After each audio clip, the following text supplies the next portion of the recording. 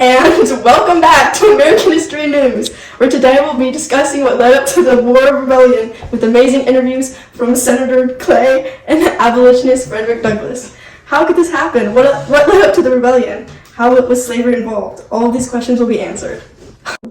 Welcome, this is American History News. We will discuss the recent Compromise of 1850. As we saw, Senator Henry Clay was becoming scared of the North and South dividing over slavery. He thought this compromise would prevent a civil war. Unfortunately, that didn't work. Another Senator Daniel Webster wanted to see this compromise prevent national disagreements, so he sided with Clay. On the other hand, John Calhoun wanted to expand slavery. This is where we see our 5 bills come into play. These men decided to permit slavery in Washington, D.C., but outlawed the slave trade. Then added California as a union in the Free State. And then point 3, establish Utah and New Mexico as territories that could decide via popular sovereignty if they would permit slavery. Point 4, divide new boundaries for the state of Texas following the Mexican-American War, removing its claims to parts of New Mexico but awarding the state $10 million in compensation. And then point 5, the Fugitive Slave Act of 1850 required citizens to assist in apprehending runaway slaves and denied enslaved people a right to trial by jury. As we see, the Fugitive Slave Act had a big impact on us. The act made us all, no matter if we were in a free state or not, capture runaway slaves. The slaves were also denied the right to jury trial. Everyone became outraged because of the traffic with the Underground Railroad. Some northern states decided not to follow the law, which allowed these runaways to be successful. Recently, we have seen a lot of negative media responses about your compromise. Would you tell us how you're taking these comments? I'm listening to you all and understand what everyone must be feeling. But without this compromise, we will divide more and more and no longer be a nation. What are some of the big topics you would be putting out, Mr. Clay? First off, we would like to permit slavery in Washington, D.C., then add California to the Union, and they will be a free state. Next, we want to have New Mexico and Utah as territories, and they will permit slavery, then defend the state of Texas following the Mexican-American War, and give $10 million to New Mexico as compensation. Lastly, the Fugitive Slave Act, where if any slave runs away, every citizen will help capture them, and no slave is allowed a jury trial. That's great. Thank you for your time, Mr. Clay. Recently seen that the new Louisiana Purchase is in the process of being organized so that the new territory can be a part of our union. Senator Stephen Douglas of Illinois was an advocate for Western expansion by waiting to create intercontinental railroad, but believed in order for this to work out, the land from the Louisiana Purchase had to be organized. Douglas wanted there to be popular sovereignty, which is when the people give consent of the government's decisions to decide whether Kansas and Nebraska would be a slave or free state, known as the Kansas-Nebraska Act. That is kind of controversial. Northerners and Southerners had different views in this act that made tensions boil. The Southerners saw this proposal as a way to protect the rights of the settlers to ensure people had a choice, but the Northerners believed this was a way to cancel the Missouri Compromise and try to spread slavery into all of the nation. Was passed on May 30th, 1854, with many still protesting. When elections began and settlers from the north immigrated to Kansas to vote on their side of not having slavery in the territories, while border ruffians from the south also came to vote but raided the anti-slavery settlers. John Brown was a northern abolitionist who came with his sons and attacked the border ruffians who were a threat to the northern settlers, known as the Potawatomi Massacre of 1856. This is known as Bleeding Kansas, ending with 50 people dead. Both sides just wanted land, with their violence, were just splitting the nation apart with the disagreement with each other. The Kansas-Nebraska Act was an eye-opener to the split in our nation based on different opinions. It split the parties into Democrats and Republicans, where opinions changed based on supporting or being against slavery. Breaking news. John Brown, leader of the raid on Harper's Ferry, has been sentenced to the death penalty for murder and treason. Surviving members of the revolt on the Federal Armory will be hanged shortly. From October 16th to 18th, 1859, Brown and his group of slaves and hostages took over a federal arsenal, but by morning, U.S. Marines surrounded them. Colonel Robert E. Lee's troops ended the raid 3 days later, but there were casualties such as Brown's 2 sons. Brown claimed in an interview that his inspiration to arm slaves throughout the mountains of Maryland and Virginia came from an abolitionist convention in Cleveland a few years prior, in 1837. He rented out acres of land near the arsenal to prepare and train his group for the attack. The raid frightens Southern states because they realize that Northern abolitionists will do whatever it takes to end slavery. Let's talk about abolitionism. The new ideology that has the country torn. The movement started in the North, mainly in the states of New York and Massachusetts, where people like William B. Garrison and Susan B. Anthony and Frederick Douglass have been working effortlessly to make progress to end slavery. This is one of the biggest debates right now because people believe anti-slavery will create economic instability and will threaten the racial and social order. It is definitely a difficult conversation about ethics. With issues like these, we always have to wonder why our new government will handle this and how people will eventually react. We have Frederick Douglass here to talk more about the topic.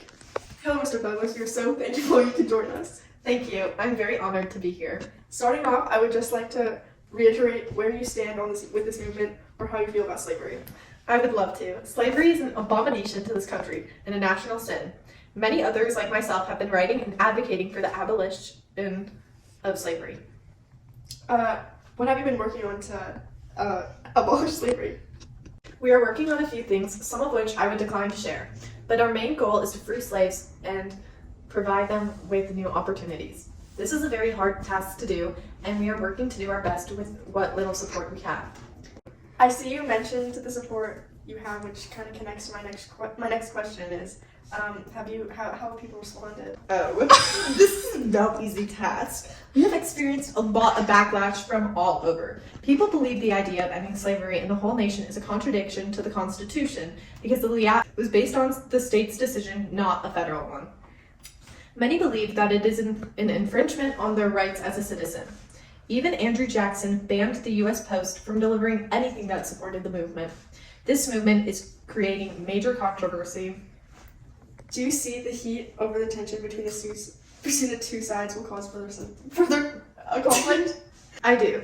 I don't think people are going to solve this problem with a simple solution or even a compromise. People in the South are set on their ways, and they are dependent on the slave economy. They are just not going to give it up. And neither are we.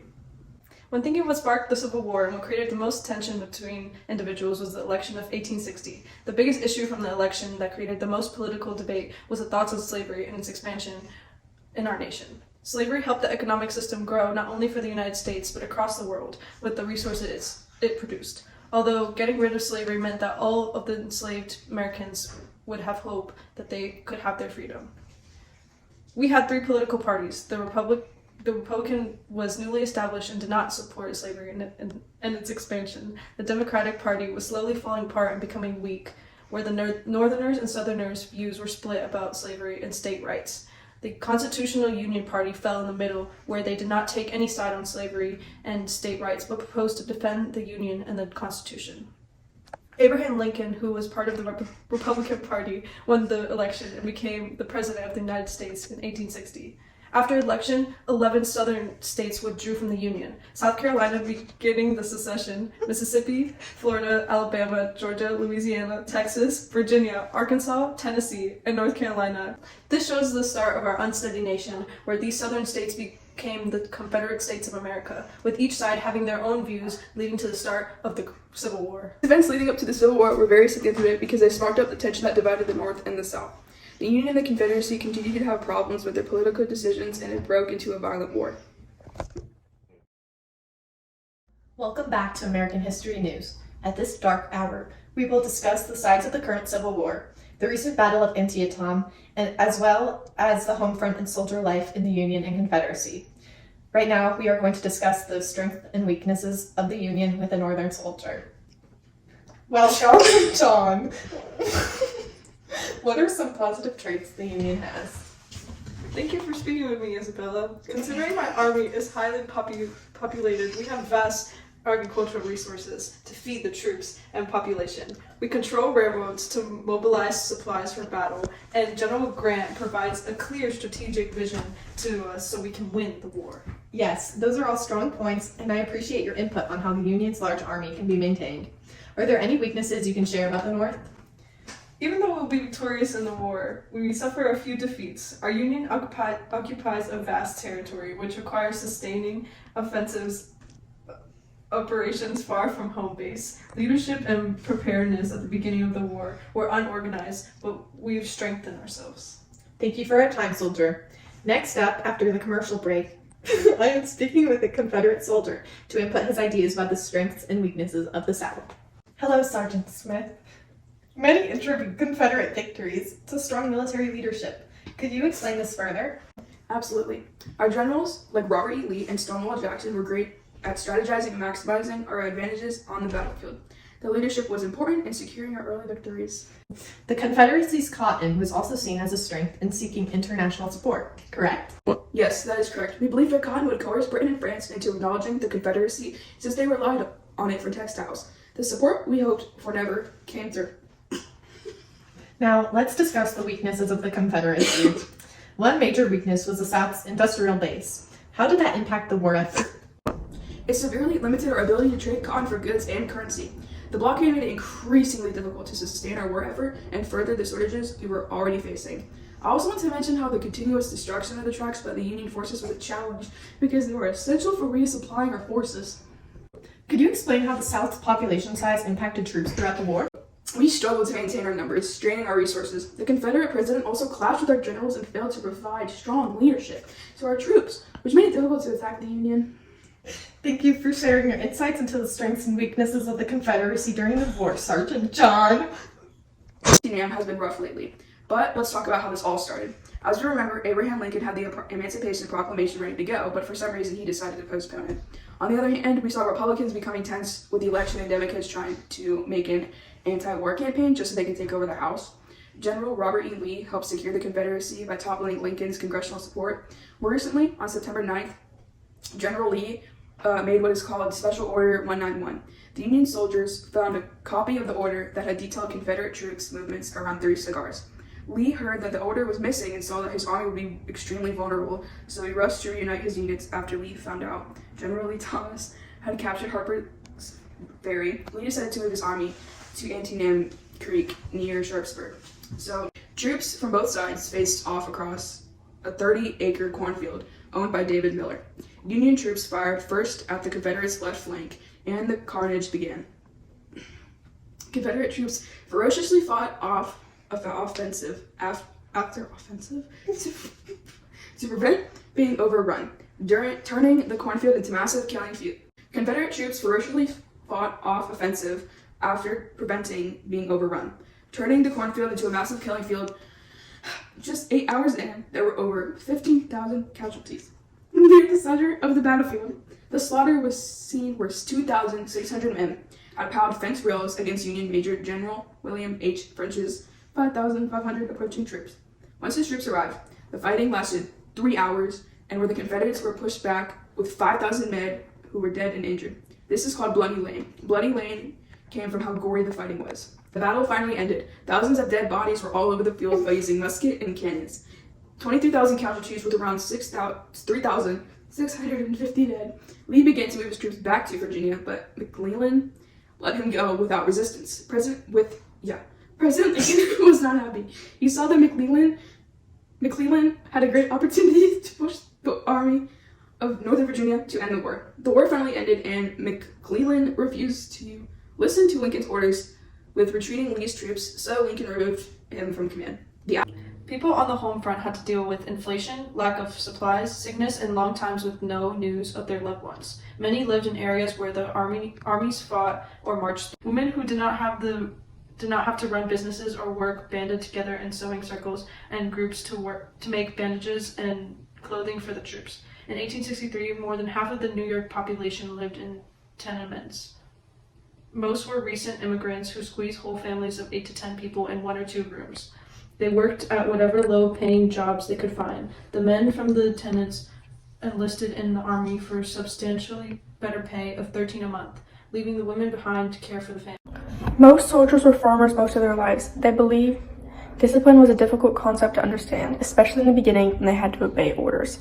Later we learn about the order soldiers would have to do. They would have to camp in a dog tent, a rectangular canvas with buttons. Also, interestingly enough, they were allowed to have pets, including squirrels or raccoons, and attended church service regularly.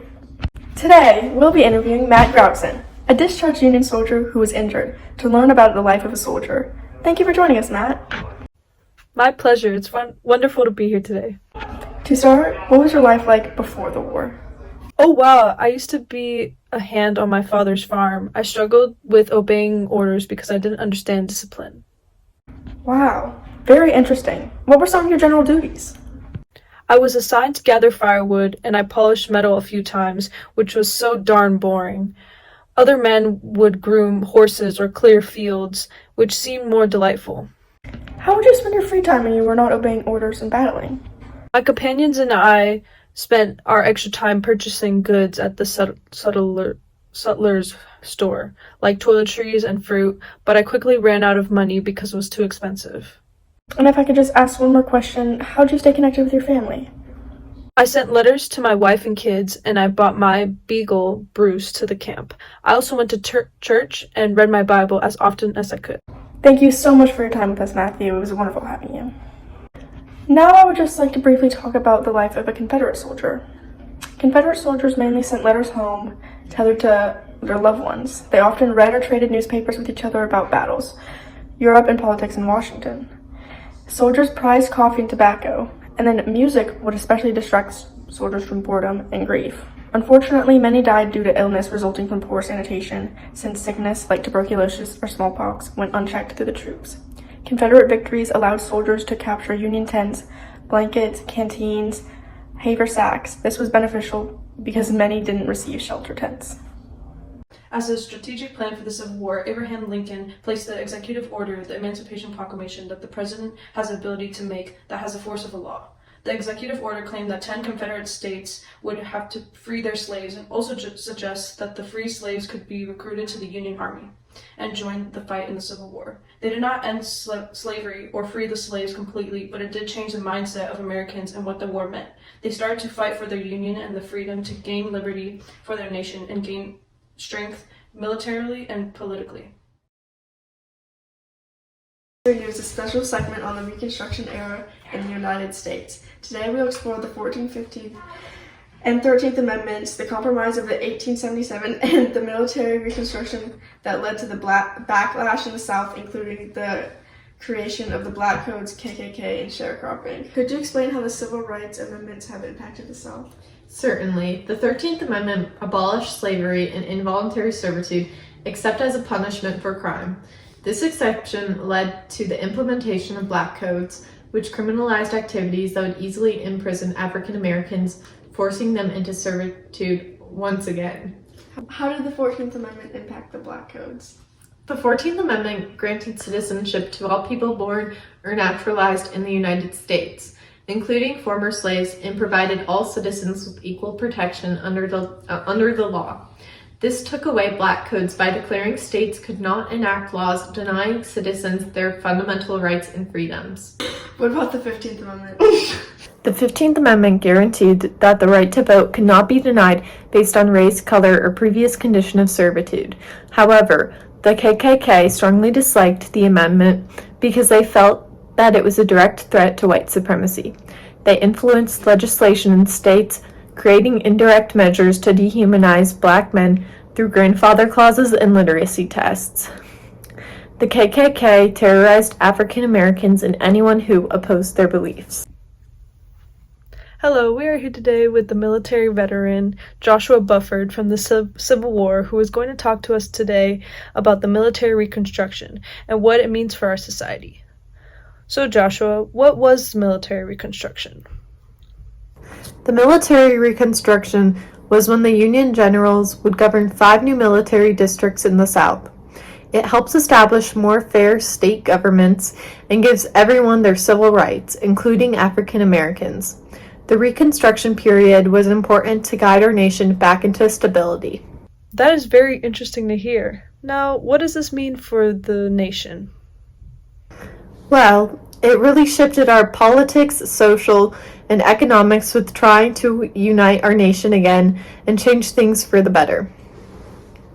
While the South was upset with this decision because they wanted to have control over their state governments without the federal government telling them what they can and can't do, but unity was needed to keep our nation strong and have more control of individuals' actions.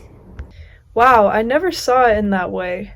Now, how did the military reconstruction impact the Black Codes put into place? The South passed these restrictive laws called the Black Codes that controlled the freed slaves, but the military Reconstruction put the South under military control to enforce the civil rights for African Americans. This led to the Black Codes having no effect. This showed the support to the African Americans in trying to change our ways to be more inclusive. Military Reconstruction caused the rise of the Ku Klux Klan. Yes, it did. It was a direct response to the changes being made in the South because they didn't want African Americans to be receiving more civil rights. They wanted to keep white supremacy in the nation by partaking in violence. The federal government allowed, as part of the military Reconstruction, to take action against the Klan and arrest and create trials for the individuals participating in these offenses. That is really sad, but very good the federal government stepped in. What was the impact towards the grandfather clause, poll taxes, and the literacy tests? During this time, African Americans were given the right to vote, but the grandfather clause, poll taxes, and the literacy tests weren't implemented yet. The sad part, though, even with so much progress made in the Reconstruction era, practices of discrimination were still shown towards African Americans, ignoring the rights that were given to them. How sad and unfair for the poor individuals. Lastly, to end this interview, how was the sharecropping impacted by the military Reconstruction? Sharecropping was rising in the South to help the economy after ending slavery. The military Reconstruction didn't have a direct effect, but the freed slaves and poor white individuals were looking for employment, and people who owned land looked for people to work for them. This was not much help to restore our economies, though. Thank you so much for speaking with us today. Our nation has grown a lot since the Civil War and has made changes to better ourselves after all the damage done, but still work needs to be done so everyone is on the same page of being fair and united with each other. Thank you for your time, and we'll see you again next time.